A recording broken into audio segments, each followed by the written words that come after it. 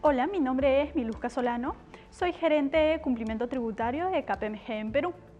El día de hoy hablaremos acerca de la deducibilidad de los gastos por intereses a efectos de la determinación de la declaración jurada del 2019. Como sabemos, las compañías a efectos de llevar a cabo sus operaciones suelen a menudo acudir a financiamientos, sean estos de partes vinculadas como de terceros. Pueden ser domiciliados en el país como también no domiciliados, siendo la diferencia en el caso de endeudamientos del exterior la aplicación de retenciones del impuesto a la renta. Ahora bien, ya habiendo transcurrido cerca de 9 meses, corresponde analizar el tratamiento tributario que le estamos otorgando a los gastos financieros, haciendo especial énfasis en los intereses. Siendo así, debemos de tener en consideración la evaluación de los siguientes puntos. En primer orden, corresponde evaluar la causalidad. Segundo punto, corresponde verificar la documentación sustentatoria con el cual se dispone y finalmente verificar los límites para la deducibilidad teniendo en cuenta los cambios normativos que rigen a partir del 1 de enero de 2019, en el cual resalta el cambio referido a la inclusión de financiamientos de terceros. Para acreditar la causalidad descrita en las normas del impuesto a la renta, resulta relevante disponer de la documentación sustentatoria que permite evidenciar la relación de estos gastos con la generación de rentas gravadas. Por otro lado, es importante mencionar que de nuestra experiencia en diversos procedimientos de fiscalización, así como jurisprudencia y sentencias de la Corte Suprema, incluso una emitida recientemente, podemos mencionar que las compañías debieran disponer por lo menos con la siguiente documentación de sustento. Contar con un flujo de caja y análisis que permitan demostrar el movimiento del dinero y la utilización de este, ya sea en adquisición de bienes, en pago de planillas, pagos a terceros, entre otros. Asimismo, en proyectos de gran envergadura se suele disponer de planes de inversión. Por otro lado, también debemos de contar con los estados de cuenta bancarios que acrediten el ingreso y salida de los fondos, los contratos suscritos por el endeudamiento y documentación adicional de soporte, por ejemplo, facturas, planillas, entre otros. Habiendo superado el análisis de la causalidad, así como el soporte documentario respectivo, corresponde verificar los límites aplicables para la deducibilidad de este tipo de gastos.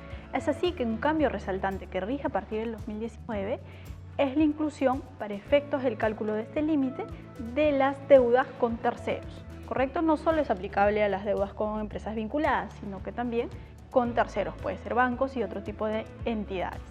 La regla a la que nos referimos corresponde a verificar el límite del endeudamiento respecto de la regla de 3 veces el patrimonio neto del año anterior. Es así que para aquellas deudas constituidas o renovadas a partir del 14 de septiembre del 2018, le aplican no solo a las operaciones con vinculadas, sino también a las operaciones con terceros.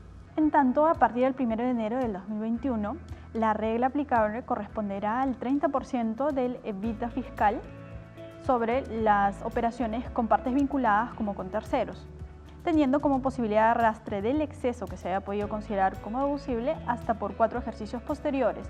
Cabe mencionar que esto último aún no ha sido reglamentado a la fecha.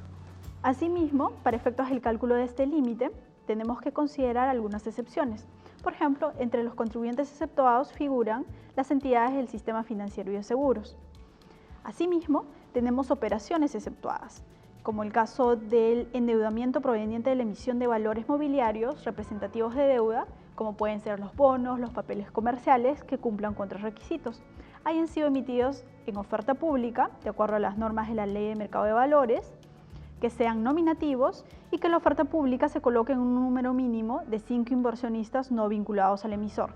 Resulta relevante mencionar que si bien el endeudamiento vinculado a estas operaciones se computa para evaluar la deducibilidad de los gastos, los intereses asociados en estricto a estas operaciones no tienen limitación alguna para su deducibilidad. Es así que a efectos de analizar la deducibilidad de este tipo de gastos debemos considerar los siguientes puntos: análisis de la causalidad y documentación de sustento, análisis del devengo de la operación, análisis del tipo de endeudamiento, la clasificación de estos, porque en función de eso podremos encontrarnos en algunas excepciones que la norma bien lo establece. Finalmente, como parte de nuestras revisiones, solemos enfrentarnos a diversa casuística, las mismas que detallamos a continuación. Intereses por financiamiento en aquellas compañías que se encuentran en etapa preoperativa. Los intereses por la adquisición de activos fijos. En ese punto cabe analizar si estos califican como renta bruta o como renta neta. Asimismo, se deberá verificar la oportunidad en la cual los intereses por endeudamiento con entidades no domiciliadas deben ser supeditadas a este límite. Verificar también si los intereses asociados a los contratos de arrendamiento financiero deben ser sujetos a este límite.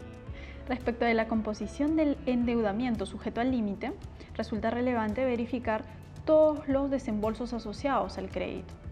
Ahora bien, cabe preguntarse si, por ejemplo, la diferencia en cambio vinculada al pasivo, así como los resultados de los instrumentos financieros derivados que pueden coberturar el pasivo de la deuda, debieran ser sujetos a este tipo de límite.